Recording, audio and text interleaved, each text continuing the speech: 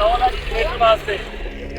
ठीक है जी, आप पेट्रोल लेके जा रहे हैं जनरेटर वास्ते। डिप्टी कमिश्नर साहब, एक साइड से पानी खड़ा, मेरा कैमरा मैन दिखा सके, एक तरफ पानी खड़ा है, दूसरी तरफ ये भाई आए हैं जनरेटर लेके आए हैं।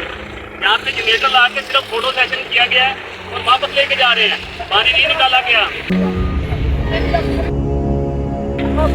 बाबा जी क्या कह रहे हैं, बाबा जी के ध्यान दें।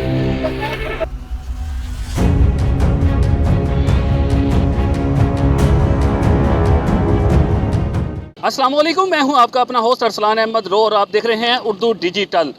बिहाड़ी शहर के अंदर मैं इस वक्त मौजूद हूं, दरियाए सतलुज से तकरीबन 40 किलोमीटर के फासले पर बिहाड़ी के खानेवाल चौक में मौजूद हूं, जहां पर एक तरफ वज़ीर आला पंजाब जो है मानसून के हवाले से पंजाब भर की ज़िले इंतज़ामिया को अलर्ट करती दिखाई दे रही हैं। लेकिन अगर बात की जाए बिहाड़ी की, तो बिहाड़ी की मुतअद्दिद सड़कें जो हैं गुज़िश्ता रात आने वाली चंद मिनटों की बारिश से तालाब का मंजर पेश करती दिखाई दे रही हैं। अगर बात की जाए डिप्टी कमिश्नर ऑफिस से चंद कदम के फासले पर वाक़या नवाही इलाका 9WB की, तो 9WB की दर्जनों गलियां जो हैं वो इस वक्त शहरियों के लिए वबाले जान बन चुकी हैं।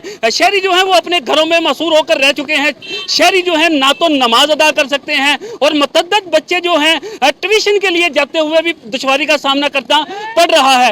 जिस वाले से जब हमारी शहरियों से बात हुई तो शहरियों का कहना है कि तकरीबन 12 घंटे गुजर चुके हैं, जिले इंतजामिया समेत म्यूनसिपल कमेटी का अमला जो है वो अभी तक सड़कों से पानी निकालने के लिए नहीं पहुंचा, जिस पर शहरियों की जानब से वज़ीर आला पंजाब, कमिश्नर मुल्तान से फिलफौर नोटिस लेने का मुतालबा किया गया है।